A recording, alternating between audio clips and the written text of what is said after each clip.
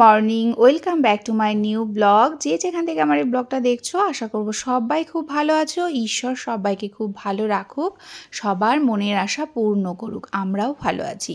একটা নতুন দিনের সকাল, একটা নতুন ব্লগ স্টার্ট করে দিলাম। আশা করব আজকের ব্লগটাও তোমাদের অনেক বেশি ভালো লাগবে। যদি ব্লগটা ভালো লাগে অবশ্যই আমার পাশে থেকো আমার ফ্যামিলি মেম্বার হয়ে। আর যদি বেশি ভালো লেগে থাকে অবশ্যই তোমাদের ফ্রেন্ডস অ্যান্ড ফ্যামিলির সাথে আমার ব্লগটা শেয়ার করে দিও, একটা লাইক করে দিও, একটা কমেন্টস করে দিও। কমেন্টসে জানিও ব্লগটা তোমাদের কেমন লাগলো।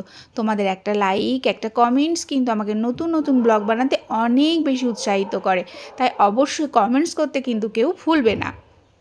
সকালবেলা উঠেই কিন্তু প্রত্যেক দিনকার মতো আজকেও শুরু করে দিয়েছি একদম সংসারের কাজকর্ম। অ্যাট ফার্স্ট ঘুম থেকে উঠে ফ্রেশ হয়েই কিন্তু আমি ঠাকুরের বাসনগুলো প্রত্যেক দিন, ঠাকুরের ফুল তোলা, ঠাকুরের কাজটা মোছা, ঠাকুরের বাসন মাজা, এগুলো কিন্তু এভরিডে ফার্স্ট করি আমি।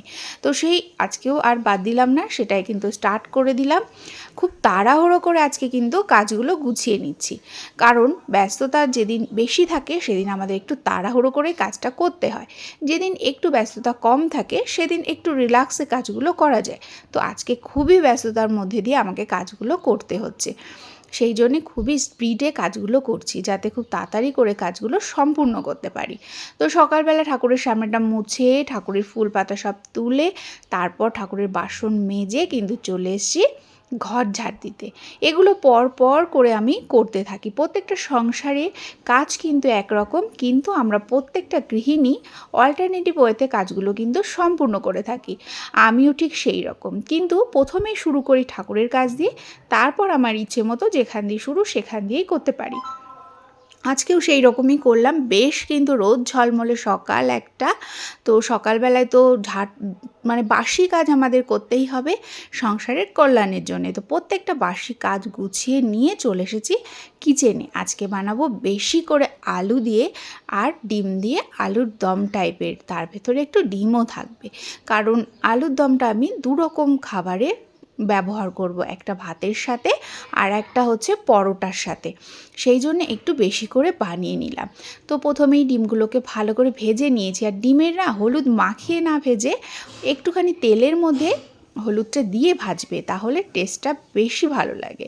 তারপর দেখো পেঁয়াজটাকে খুব সুন্দর করে ভেজে এখানে আদা, জিরে, গরম মশলা, পেঁয়াজ রসুনের পেস্ট দিয়ে দিয়েছি। সেটাকে কষিয়ে তেল ছাড়া অবস্থায় দিয়ে দিলাম হলুদ আর স্বাদ অনুসারে লবণ। ব্যাস, মশলা সব কমপ্লিট। এবার খুব ভালো করে এটাকে আমি কষিয়ে নিচ্ছি। কষিয়ে নিয়ে তার মধ্যে দিয়ে দিলাম একটু টমেটো। এখন যেহেতু খুবই টমেটো রিজনেবল প্রাইসে পাওয়া যাচ্ছে, তো সেই জন্য একটু টমেটো দিতে ক্ষতি নেই, সারা বছরই পাওয়া যায়। তারপরে সামান্য একটু জল দিয়ে কষিয়ে নিয়ে দিয়ে দিলাম আলু সেদ্ধ করা। এবার খুব ভালো করে একটু কষিয়ে নিয়ে জল অ্যাড করে দিলাম। যেহেতু খুব বেশি ঝোল করব না, একটু গ্রেভি টাইপের বানাবো, সেই জন্য একটু জলটা কম দিয়েছি। তারপরে দেখো এই যে ফুটে উঠেছে, কি দুর্দান্ত কালার হয়েছে। এর মধ্যে এবার ভেজে রাখা ডিমগুলো অ্যাড করে দিলাম। ব্যাস, আমার কিন্তু আলুর দম বলো, ডিমের ঝোল বলো, যেটাই বলো রেডি হয়ে গেল। এবার বানাবো পরোটা। তার জন্য কিন্তু যখন ডিমের ঝোলটা বানিয়েছিলাম তখন কিন্তু ময়দাটা মেখে নিয়েছিলাম।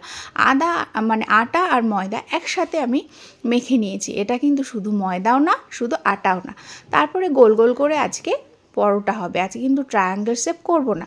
নীলাঞ্জনা বাবা একদমই পছন্দ করে না ট্রায়াঙ্গেল শেপ পরোটা খেতে, তবুও মাঝে মধ্যে বানাই। আজকে আর তা নয়, আজকে গোল গোল করে পরোটা। এই দেখো কি সুন্দর ফুলছে। রুটি, লুচি, পরোটা যেটাই বলো, একটু ফুললে কিন্তু বেশ মনটা ভালো লাগে।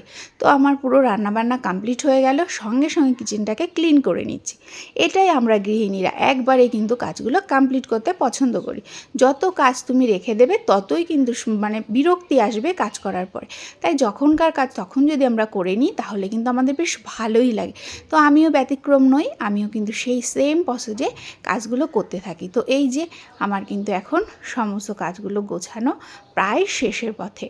তারপর আবার আমার অন্যান্য কাজগুলো রয়েছে। কিচেনের কাজটা যত তাড়াতাড়ি গুছিয়ে নেওয়া যায় ততই ভালো। আর সিঙ্কের মধ্যে যত বাসন থাকবে, রান্নাঘরে এলে কিন্তু বিরক্তি বোধ হবে, রান্না করার প্রতি একটা অনীহা চলে আসবে। তো এই দেখো কিচেন টপটা আমার পুরো ক্লিন করা হয়ে গেছে, গ্যাস ওভেন সহ।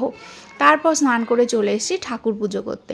ঠাকুর পুজো করার সাথে সাথে কিন্তু মনে একটা রিফ্রেশমেন্ট চলে আসে, তো সেটা আর বাদ দেবো কেন, সেই জন্য সব সময় মন শান্তি করে আমি কিন্তু ঠাকুর পুজোটা করে থাকি, আজকেও ব্যতিক্রম নয়। তো ঠাকুর পুজোটা করে তারপর কিন্তু আমার অন্যান্য কাজগুলোও গুছিয়ে নেব। ঠাকুরের সামনে আলপনাটা বেশ সুন্দর রয়েছে, পুজোর সময় কিন্তু খুব সুন্দর লাগে দেখতে। তারপর দেখো বেশ লং টাইম জুড়ে কিন্তু রেস্ট করেছি, এখন চলে এসেছি ডিনার বানাতে। গাওয়া ঘি দিয়ে দিলাম, তার মধ্যে দিয়ে দিচ্ছি সুজি। ঘি দিয়ে যদি সুজি রান্না করা হয়, সুজির স্বাদ কিন্তু দ্বিগুণ মাত্রায় বেড়ে যায়। তো মাঝে মধ্যে একটু স্বাদ চেঞ্জ করে খেতেও তো বেশ ভালো লাগে, তাই না? তো এই যে সুজিটাকে খুব ভালো করে কিন্তু আমি ভেজে নিচ্ছি একটুখানি ঘিয়ের সাথে, ভালো করে ভেজে নিয়ে তারপর এর মধ্যে আমি অ্যাড করে দেব অন্যান্য জিনিসগুলো। তো ঘিটা মানে খুব বেশি ডিপ কালার কিন্তু সুজির করবে না, তাহলে সুজিগুলো ফুলতে চায় না। তারপরে দুধ অ্যাড করে দিয়েছি, স্বাদ অনুসারে চিনি, তোমরা যেরকম মিষ্টি খাবে সেই রকম দিয়ে কিন্তু সুজিটা আমি বানিয়ে নিচ্ছি। তো এই দেখো দেখতে যেমন দুর্দান্ত হয়েছে, খেতেও কিন্তু খুব সুন্দর হয়েছে। আর সাথে বানিয়ে নিচ্ছি রুটি। আজকে কিন্তু রুটি দিয়েই খাওয়া হবে, কারণ এখন আর পরোটা নয়। দেখো রুটিটা কি সুন্দর ফুলে উঠেছে। তো রুটি সুজি পুরো কমপ্লিট হয়ে গেছে, এখন আমরা ডিনারটা কমপ্লিট করে নেব। আজকে ডিনারে রয়েছে দেখো সুজি, রুটি, সঙ্গে আলুর দমের সেই গ্রেভিটা, আর একটা সবজি ছিল সেটাই। তো আমার ডিনার কিন্তু করতে বসে যাচ্ছি। নেক্সট একটা সুন্দর দিনের শুরুতে সুন্দর একটা ব্লগ নিয়ে আসবো। বাই।